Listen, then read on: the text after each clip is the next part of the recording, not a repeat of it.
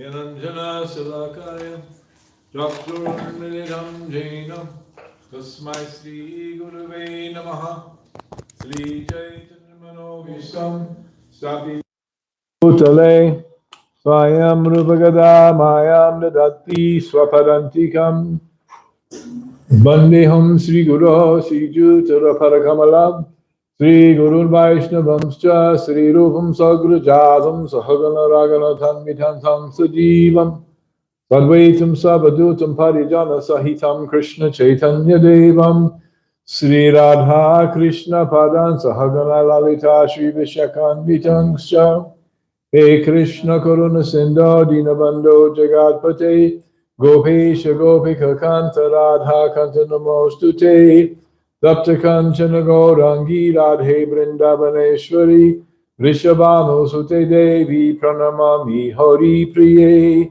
Bancha Kapachubhyascha Kripa Sindhu Vivacha Patitanam Bhavanebhyo Vaishnavebhyo Namo Namaha Jaya Shri Krishna Chaitanya Prabhu Nityananda Sri Advaita Gadadhar Srivasadi Gaura Bhakta Vrinda Hare Krishna Krishna Krishna Hare Hare Hare Rama Rama Rama Hare Hare Om Namo Bhagavate Vasudevaya Om Namo Bhagavate Vasudevaya Om Namo Bhagavate Vasudevaya Narayanam Namaskritya Naramacheva Narotamam Devim Saraswatim Vyasam Tato Jayem Udidayet Nasta Presho Bhadreshu Nityam Bhagavat Shevaya Bhagavad Yuttama Shloki Bhakti Bhavati Naistaki. Today is Thursday, November 13th, 2025, and we're reading from Srimad Bhagavatam, the Bhagavat Purana, Canto 4, the creation of the fourth order, Chapter 30, the activities of the Prachetas, text number 30.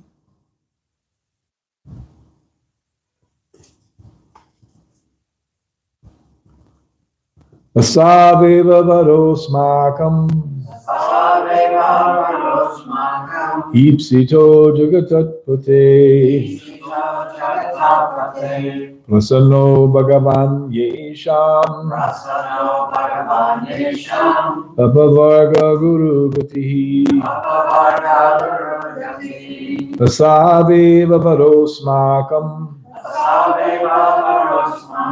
Ipsito jagatatpate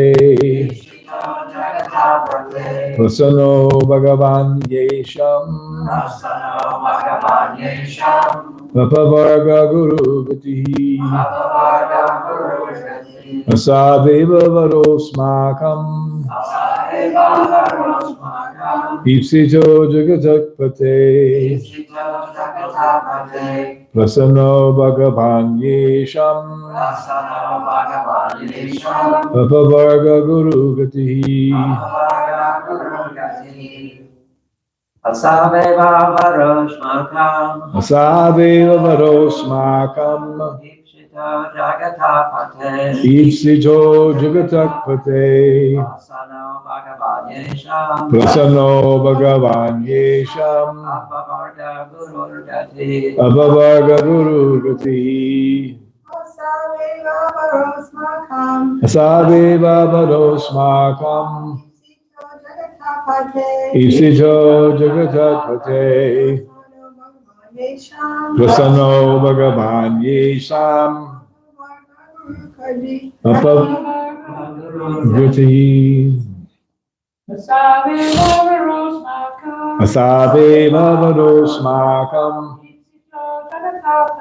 Ipsito Jagatatpate Prasanno Bhagavan Yesham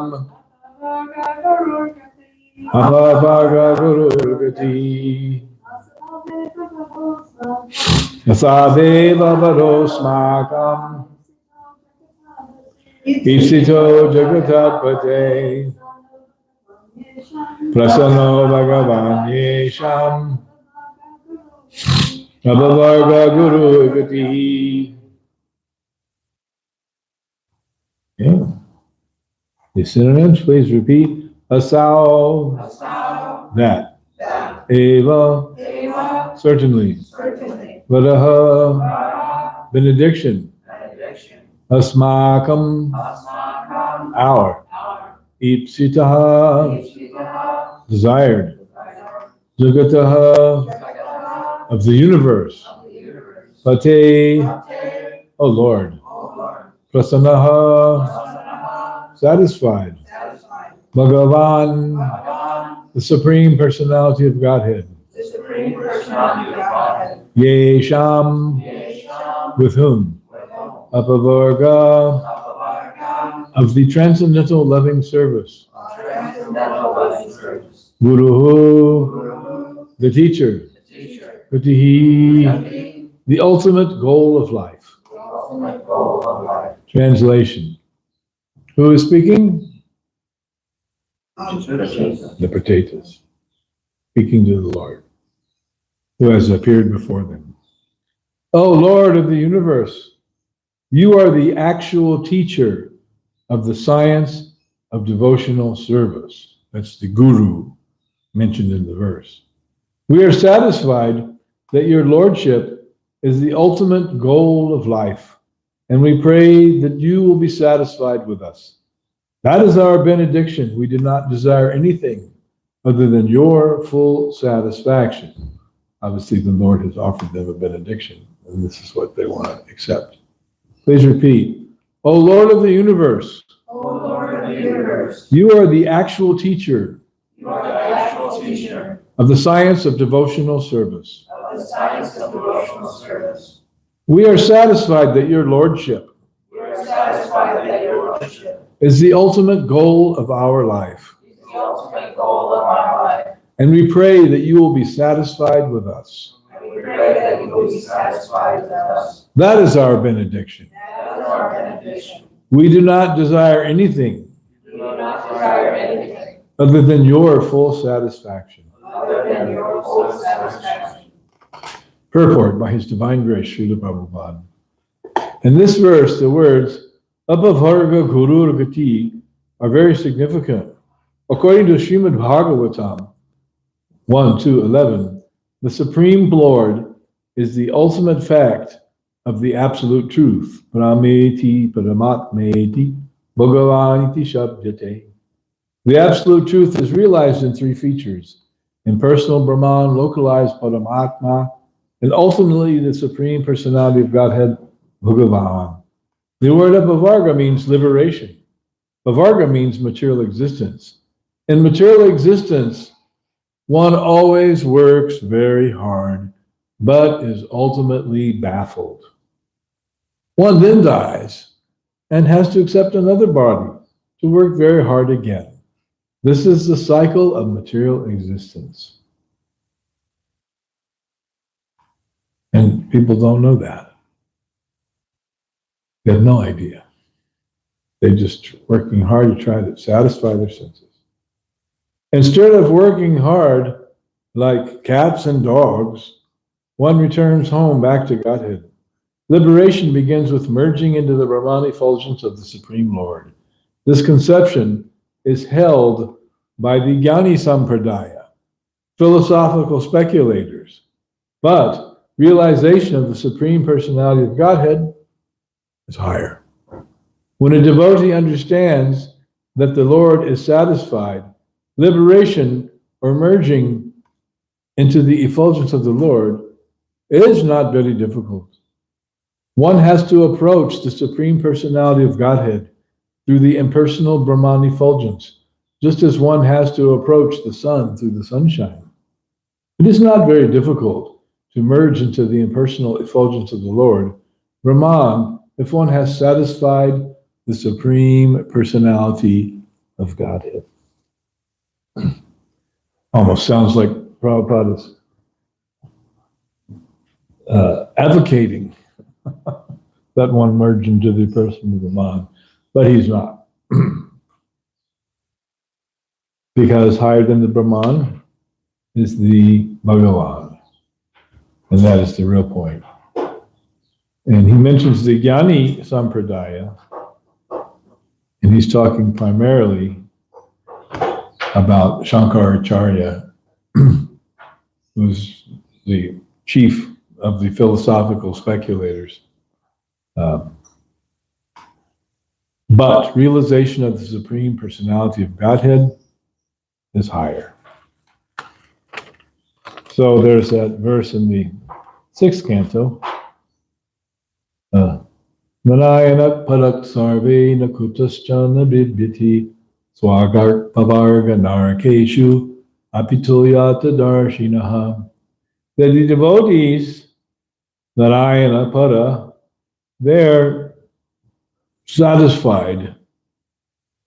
They're not aspiring after liberation or the heavenly planets. Svarga means the heavenly planets. Apavarga, liberation.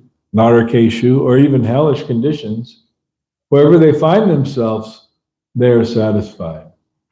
Apito yata darshinaha. Because they are always engaged in Krishna consciousness. Always engaged in Krishna consciousness. That is the position that Lord Shiva is speaking about in the 4th canto. Sadvam Vishuddham Vasudeva Shabditam Yad Iyatre Tatra Pumana Pabritaha Sadvecha Tasmin Bhagavan Vasudevo Yudoksa Jome Namasavadhite. He says, I am always satisfied in Krishna consciousness, serving at the lotus feet of the Lord. And anyone who is situated thus is also satisfied by that pure Krishna consciousness. And then if we're not satisfied, what does that indicate? Not Krishna. Yeah, very good. That is, oh, I hate to admit that. Are you very Krishna conscious? Heck no. So, there's another statement. Let me find this for you.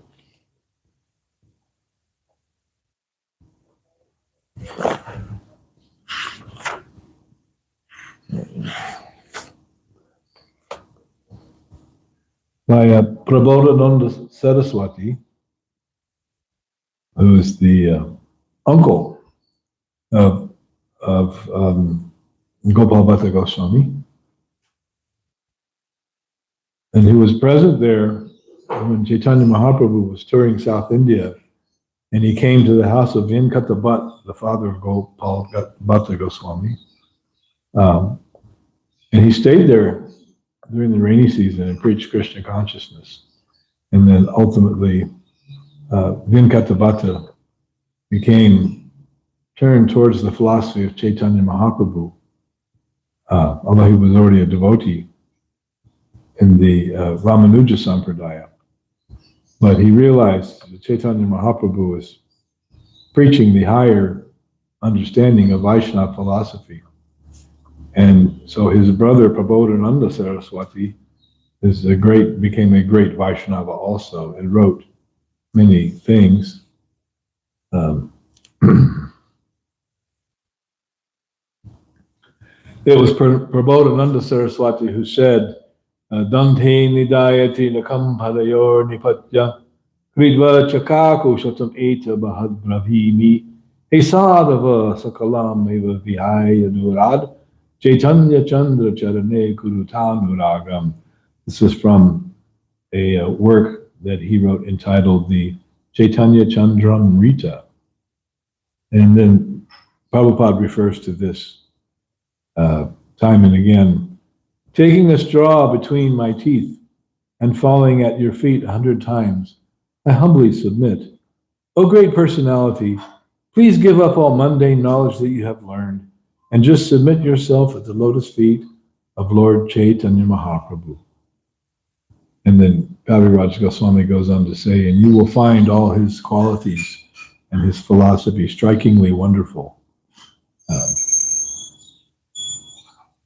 So someone who's very proud of their material knowledge. And he says, oh, great personality. They're flattering them. You're such a great personality. But kindly give up all your pride and knowledge. Even though you think you're very great, just give that up because it is useless. And submit yourself to the lotus feet of Chaitanya Mahaprabhu. And then you will find that strikingly wonderful. And then you will become truly learned. So that's a very nice prayer.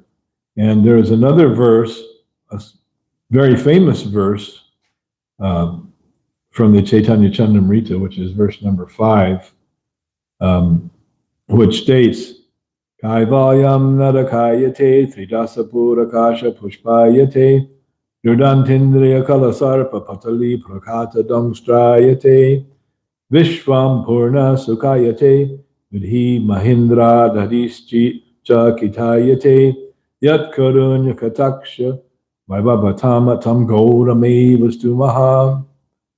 That this idea of merging into the existence of Brahman, Kaivalyam narakayate. That's hellish. For a devotee, it's considered like, no, I don't want to merge into Brahman. Although Prabhupada appears to be inviting everyone to merge into Brahman in this purport. He's actually not. But he's trying to encourage those who are thinking like that. But no, for a devotee, Kaivalyam narakayate. That merging into the oneness of Brahman, that's hellish. And Tridasapur Akasha Pushpayate. Tridasapur means the heavenly planets, Swarga, where everyone wants to go. Swarga Pavarga Narakeshu, Apitoyata Darshina. Everyone wants to go to the heavenly planets and enjoy it for a long time. But for a devotee, Tridasapur, the heavenly planets, Akasha Pushpayate. Akasha means the sky. And Pushpa, like Patram Pushpam Palom Toyam, is a flower, right? So the idea of going to the heavenly planets, it's like a flower in the sky. But what is a flower in the sky? There's no flower in the sky. It's imaginary. It's like, horse feathers, right? There's that movie by the Marx Brothers, Horse Feathers. Oh yes, we are attaining horse feathers. Well, there are no feathers on a horse. Or the nipples on the neck of a goat. There's no milk there. They're just these little things that look like that. But no, it's not milk. You can't get anything from there. And someone who's trying, what an idiot. Trying to milk the nipples of the neck of a goat is ridiculous. So, Akasha Pushpayate. It's a flower in the sky or a castle in the air. Yes, there are castles in the air. You see the clouds, a nice formation, it looks like a big castle. It's the will of the wisp, as they say. It's imaginary. So one who thinks that he's going to enjoy by going to the heavenly planets, Tridashapur Akasha Pushpayate. He's just a fool. He's dreaming that there's some flower in the sky and I will attain that flowery existence in the sky because it's temporary. And next he says, Dhirodatta Indriya Kala Sarpa, that Patali Prokata Dangstrayate, the senses which are like the serpents of the teeth of the serpents, which has the poison and that makes the snake very fearful and dangerous, they become broken or extracted by the process of devotional service, and they no longer have the potency. Those senses, which are like serpents, Kala Sarpa Patali Proktak Dangstrayate. Those teeth become broken, and they're no longer able to influence or bewilder a devotee, whereas an ordinary person who is not a devotee is very much under the power of the senses. And just like the serpent's teeth, they're poisoning him into thinking that sense gratification is the real important aspect of material existence. But again, that just entices one into the clutches of Maya, and then one takes birth again and again and again, trying to enjoy the senses. Simply that. Nothing more. That's the whole goal. That's the whole civilization on the planet at the current moment, which is like a cancer or a blight on the planet. The human civilization of sense gratification. It is very inauspicious. And it is producing many resultant reactions because of all the sinful activities that are going on. And thus the world is in a very chaotic condition. So if you tell an ordinary person, they say, oh, why is the world so chaotic and so crazy? Well, it's because you're eating meat and taking intoxication, having illicit sex and gambling. Because you're doing that, the world is very inauspicious. Prabhupada points out that this establishing slaughterhouses and killing cows for the satisfaction of the tongue, it is most sinful. It is most sinful activity. It is so horrible. When I was a teenager, I lived in a place that the nickname was Cowtown. And then on the north side, they had the slaughterhouse district. And it was very horrible and very inauspicious. And you could smell it for miles and miles and miles and miles away. Big stink. So nasty. Now, we lived on the south side. So we weren't near that. But when you go driving somewhere and you have to go on the north side, it's like, oh my God. And when I was very, very small, we lived in another place that was known for their stockyards and their slaughterhouses, Omaha, Nebraska. And there they had the bridge, the road go over the giant train yards with the cattle cars taking the cows to slaughter. Again, a very stinky proposition. It's not like dairy cows and they're milking the cows and making cheese and butter and yogurt and offering to Krishna.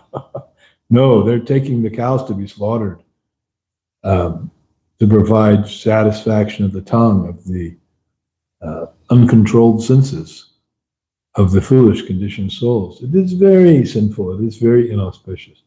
No wonder the world is in such a chaotic condition because of that complete disregard of the Vedic culture, which is centered on pleasing Krishna and protecting the cows and the Brahmanas and Brahminical culture and spiritual understanding. So one who becomes a devotee, Dhirodatta kala sarpa patali proktakta dangstrayate, those senses, the power of the senses, which are like the teeth of the serpents, become broken and powerless to cause one any further harm. And even though the world is the material world is generally speaking a very unhappy place, let's face it, folks. Birth, death, old age, and disease. Oh, for joy, right? Just what you want, to be caught up in the cycle of birth and death and suffering, life after life. Abrahama bhuvana loka, punar arvitina arjuna. From the highest planet in the material world down to the lowest, all are places of misery wherein repeated birth and death take place. Woohoo, that's fun. Let's go have some fun in the material world. Birth and death. But an intelligent person is like, get me out of here. Get me out of this. I don't want this anymore. This is not cool. And I'm so, why am I suffering? Sanatana Goswami. Kayami, who am I and why am I suffering from the threefold miseries so intensely? Why is it beating down on my head? But for a devotee, Vishvam Purna Sukhayate. Prabhu Saraswati saying, Vishva Purnam, the whole world, Vishva, the universe, like Chaitanya Mahaprabhu's name, Vishwambar, maintainer of the universe. Vishvam Purna Sukhayate, the whole world, Purna means complete, the whole world, Vishvam Purna Sukhayate, it's a very happy place. What? How is it a happy place? Wait a minute, you just got through telling me how lousy it is. Now you're going to tell me it's a happy place? Vishvam Purna Sakayate, because the devotee sees everywhere service to Krishna and Krishna consciousness. Therefore, he's very happy. For him, there's no difference. Swarga Pavarga Narakeshu Apito Yata Darshan. He can be in heaven, he can be liberated, he can be in hell. It doesn't matter. He's satisfied because he's in Krishna consciousness. Vishvam Purna Sukayate. That is a very high platform there. Seeing the whole world as a happy place. Don't artificially try to. That's like the materialists. They see the whole world as a happy place because what? There are so many opportunities for sense gratification. Oh, it's very nice. Everywhere you go, everywhere you look, for one who is so inclined, there are opportunities. And therefore, the conditioned soul is a great opportunist. Where is an opportunity to exploit someone else for my sense gratification? No problem. And then vidhi mahindradis cha kitayate, which means that vidhi, which is a name for Lord Brahma, like in Brahma Smriti, vidhe tomato jaganti. Krishna is talking to Brahma, calls him vidhi. And Mahindra, which is Indra, the king of heaven, and the chief of the demigods, Chakitayate. They're just like insects. They're no better than insects. Even though Brahma, wow, he's big. Indra, he's really big. But that's for devotees, they're not important. They're just like tiny little insects. And then such is the position of a devotee who Yat Karuna Kataksha by Bhagavatam Tam Goda Evastumaha, who has received but a small glance of the mercy of Sri Chaitanya Mahaprabhu. And then he says, unto this most magnanimous personality, I offer my respectful obeisances. What a wonderful verse of Prabodhananda Saraswati. And don't confuse Prabodhananda Saraswati with Prakashananda Saraswati, who is the chief Mayavadi of the 10,000 Mayavadis in Varanasi, who Chaitanya Mahaprabhu liberated and converted them into Vaishnavas. So that is Prabodhananda Saraswati's take on Kaivalyam, Madakayate. It's not for a devotee. And so how does one attain this position of getting the mercy of Chaitanya Mahaprabhu? What is the program of Chaitanya Mahaprabhu? He's the avatar, the Yuga avatar for this Kali age. And what he has done, he has mercifully and liberally distributed the holy name of Krishna for the benefit of everyone. And by this chanting of Hare Krishna, everything that is desirable can be easily achieved. And what is desirable is to give up our attachment to sense gratification and aspire to become a particle of dust at the lotus feet of the Lord. And this is done through the chanting of the holy name. Therefore, there's a couple of verses from the 6th canto. Let me find them. They're not next to each other, but they're near each other. There it is. This first verse is from the 3rd chapter, which is the section where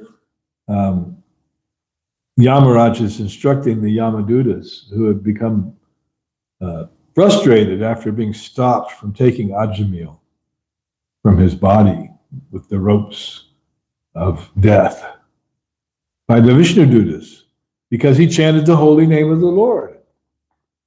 So they went back home to Yamaraj and said, we never saw these guys before, but they were certainly beautiful, the Vishnu Duttas, with their 4 arms and their dazzling effulgence, the same bodily features and color as the Lord, dressed in the dazzling, glittering, golden garments. And they stopped us from taking Ajamil, that sinner, to bring him to you, to your court for judgment. And, you know, what's up with that? That never happened before. We thought you were the supreme authority.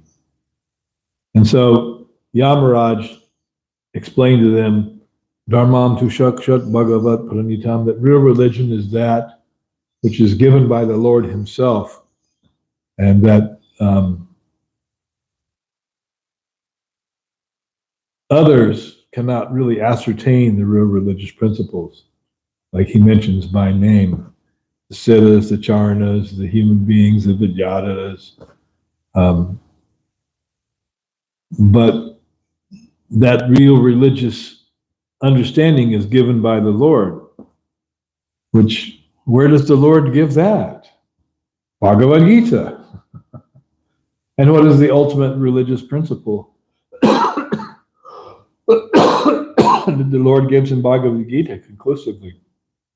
Sarva dharman parichaja, mam ekam sharanam vraja, just surrender to me. That is the real religious principles. But how to get from here to there? Here means where we are now as the conditioned souls, to that position of full surrender to Krishna. What brings us to that platform? And then he explains who the great authorities of religious knowledge are. Swayam Bhura Narada Shambhu Kamara Kapilo Manu Prahlada Janaka Bhishmo Bala Vair Sakir Vayam. The list of the 12 Mahajanas. And a couple of verses after that, he then says, Etavane velokesmin pungsa dharma parasmitaha bhakti yogo bhagavati tan nama grahanadi bihi.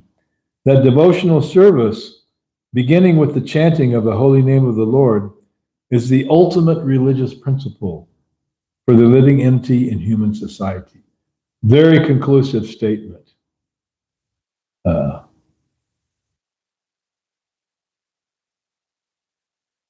Tan nama granidhadi bihi. Adi, from the very beginning, is the chanting of the holy name. And then about 8 verses later, in that same chapter, he gives this verse. You see, we're not making this stuff up. With Krishna consciousness. This is given by the great authorities, by Yamaraj himself. He says, Tasmat Sankirtanam Vishnur, Jangan Mangalam Ahasam, Mahatam Apikoravya, Vidyakantika Niskritam. That, my dear king, and this is actually Shukadev Goswami speaking this verse to Maharaj Parikshit, Tasmat Sankirtanam Vishnur. The chanting of the holy name of the Lord is able to uproot the reactions of the greatest sins. Therefore, Jangan Mangalam Anghasam, the chanting of the Sankirtan movement is the most auspicious activity in the universe. So if you want to engage in the most auspicious activity available in the universe, what should you do? Chant the holy name and take part in the Sankirtan movement. Please try to understand this, he says to Maharaj Parikshit, so that others will take it seriously. That's one of my favorite verses. Tasmat Sankirtanam Vishnur Jangan Mangalam Mahasam, the most auspicious activity in the entire universe. Jagan means the universe. Mangalam, auspicious. Sankirtan is the most auspicious activity in the universe. Now, we can compare and contrast that to the inauspicious activities and the sufferings of the living entities, which are described most elaborately by Srila Bhaktivinoda Thakur in a couple of his songs from Sharanagati, which I'm going to sing these two songs, which are wonderful songs. They're kind of like confessions by Bhaktivinoda Thakur. He's portraying himself as a conditioned soul. He's listing all the trials, travails, and difficulties of being a conditioned soul.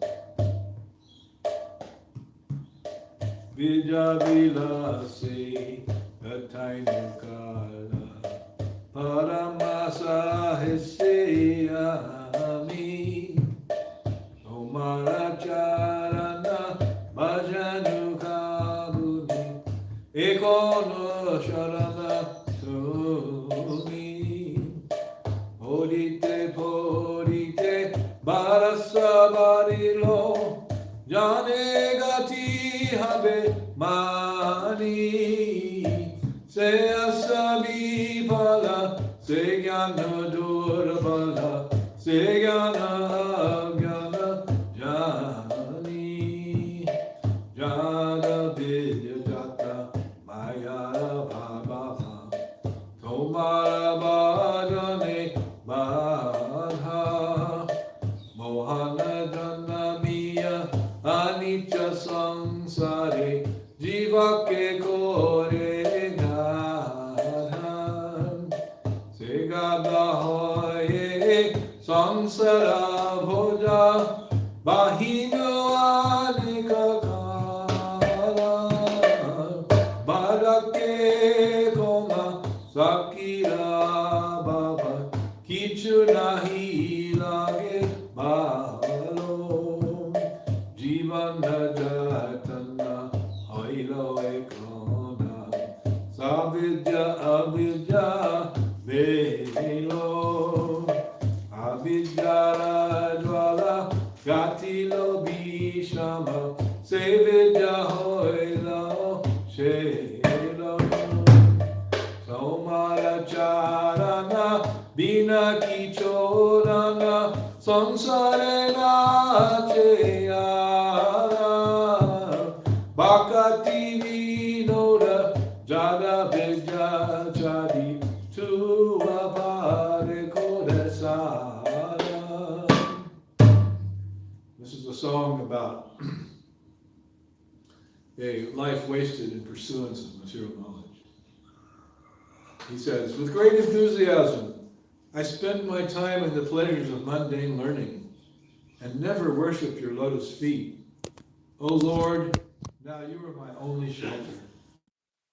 On and on my hopes grew and grew, for I considered the acquisition of material knowledge to be life's true goal.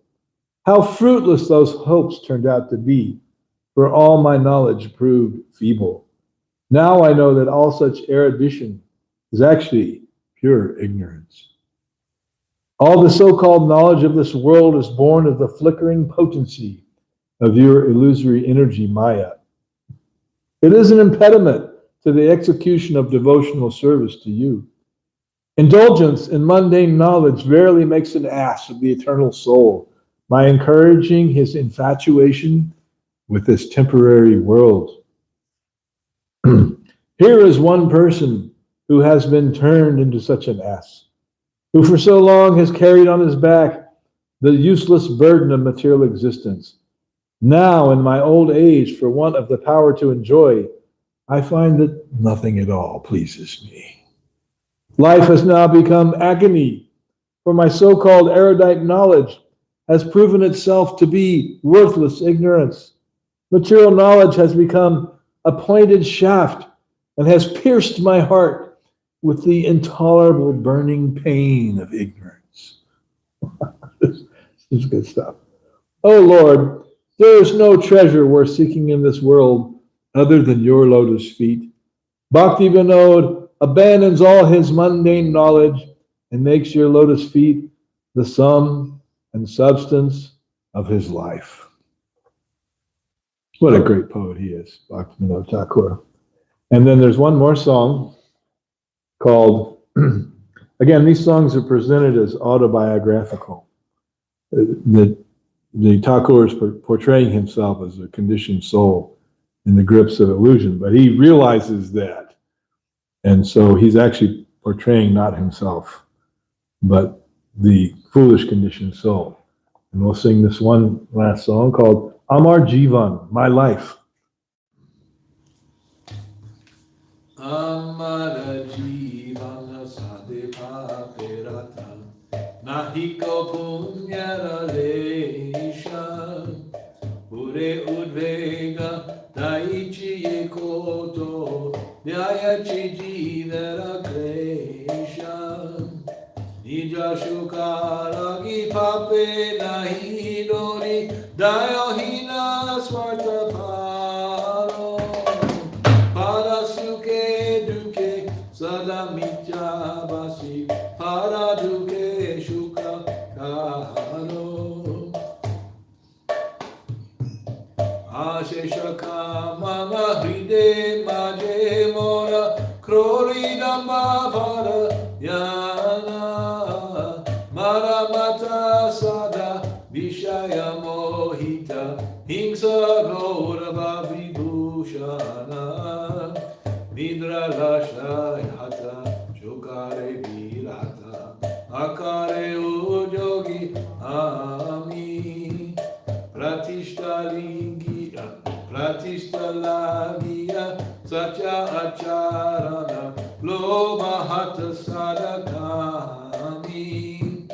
Ehino Durjana Satjana Varjita Aparadi Nirantara Shubhakarya Shunya Sadanarta Mana Nana Duke Jara Jara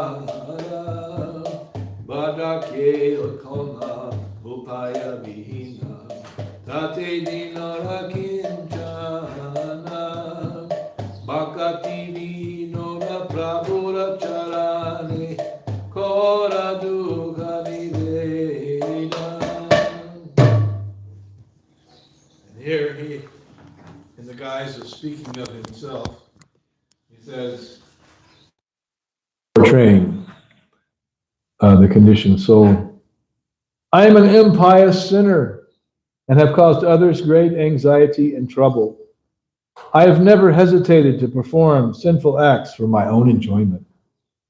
Devoid of all compassion, concerned only with my own selfish interests, I am remorseful seeing others happy. I am a perpetual liar, and the misery of others is a source of great pleasure for me. This is the conditioned soul. When I see others becoming happy, I'm very remorseful. I'm very envious. And when I see others suffering, oh, that is the source of the greatest pleasure. Does that sound like someone we know? Yes. Someone who may be elected to a very high office. The material desires within the core of my heart are unlimited.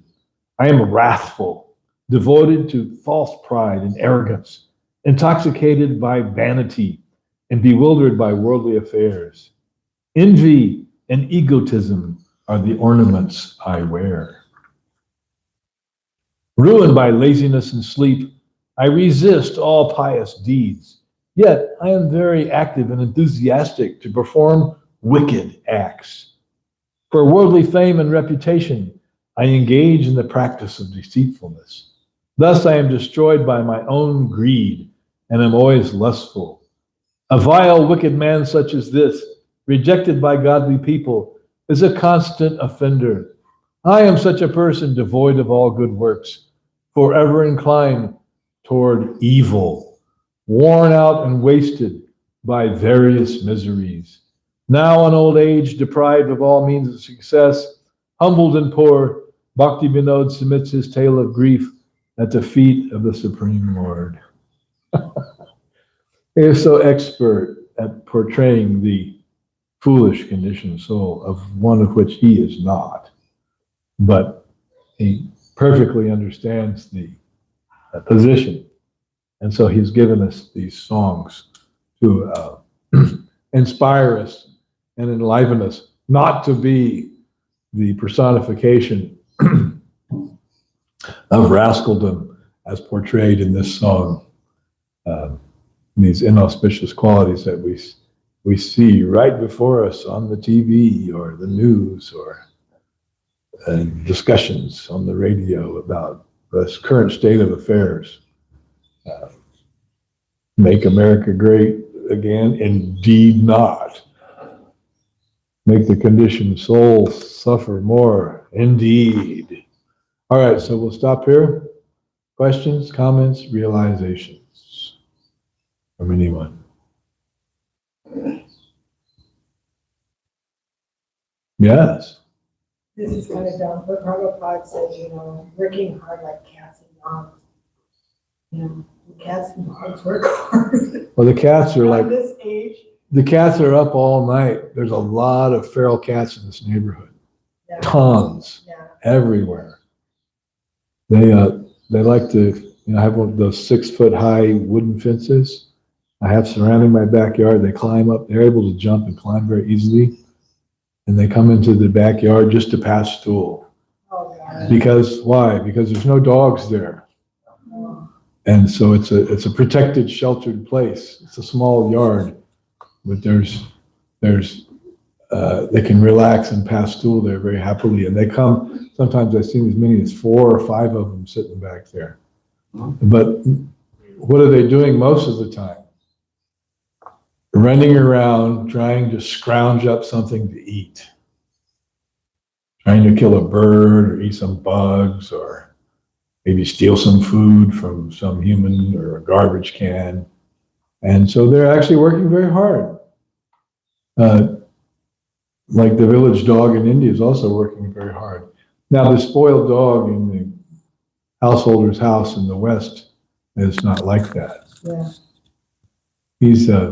He's laying around, eating and sleeping, and then waiting for his master to take him out so he can pass stool in somebody else's yard. So the condition of the cats and dogs, you may say, oh, this one devotee I know, he was formerly a sergeant in the army, and he would give class and he would say that the people are working so hard to pay the mortgage on the house, and they're all out of the house, all working day and night. The dog's laying there on the couch, passing air and stinking up the house, and eating and drinking and being merry. And so they're working hard just to provide that facility, that house for the dog. And then even devotees get the dog. It's beyond me.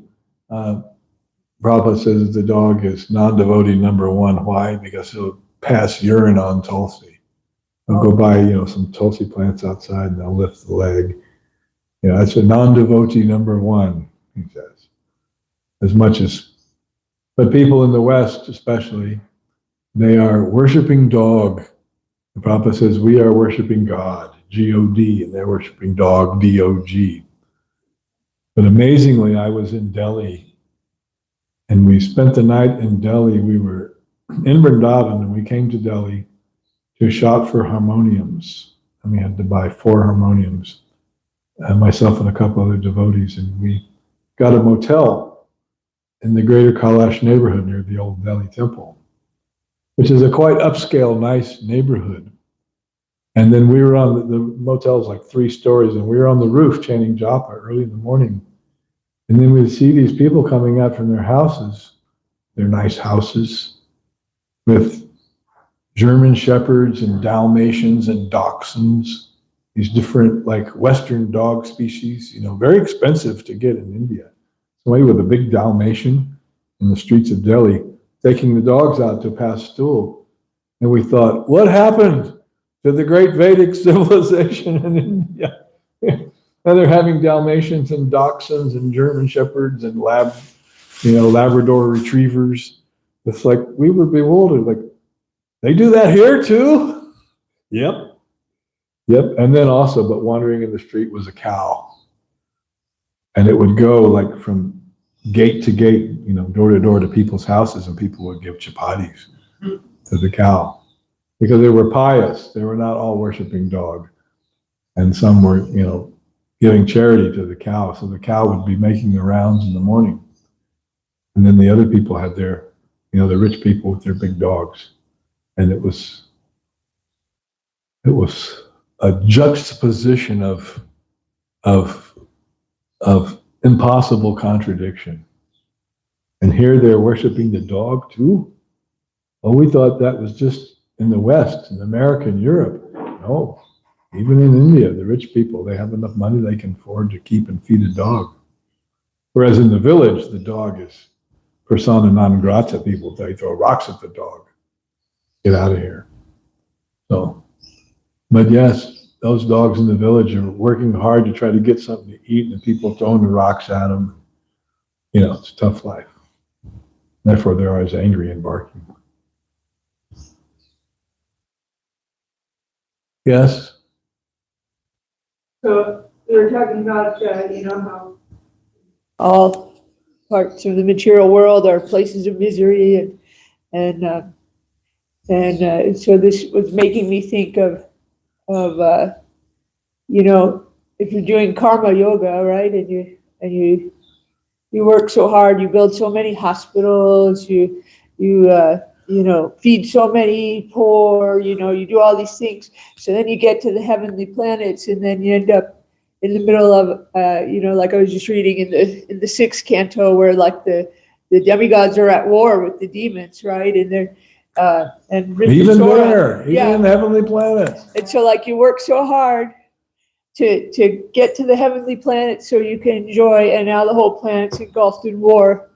I mean, it just made me laugh, because you think, oh yes, if I'm good and I do the right thing, then I can really enjoy. That's like kind of the Christian mentality, right? You're gonna go to heaven, but guess what? Now you're in heaven, and there's like war everywhere, demons attacking, and anyway.